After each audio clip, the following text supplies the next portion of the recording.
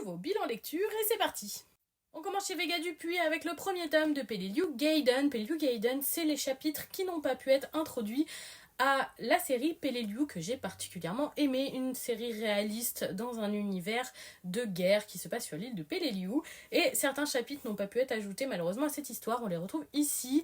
Il faut bien évidemment avoir terminé Peleliu pour apprécier cette lecture et avoir la mémoire assez fraîche sur ce qui s'y passe, parce qu'on retrouve beaucoup de personnages secondaires, mais franchement j'ai beaucoup aimé ce titre, surtout les chapitres autour de Yoshiki. On passe chez Delcourt avec les tomes 2 à 11 de Lovely Friday, ce qui m'a permis de terminer cette série.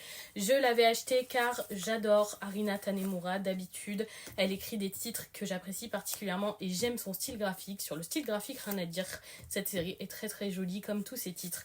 Malheureusement, j'ai vraiment pas aimé l'histoire. Déjà, on est sur une romance entre cousins avec une grosse différence d'âge. Donc le mélange romance dans une même famille, plus ils ont vraiment beaucoup de différences d'âge, me met mal à l'aise.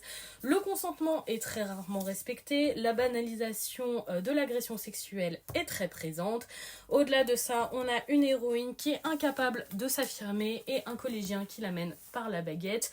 Un triangle amoureux entre cousins arrive même à faire présence dans ce titre. J'ai juste ressenti un méga malaise à la lecture et j'ai vraiment pas du tout aimé.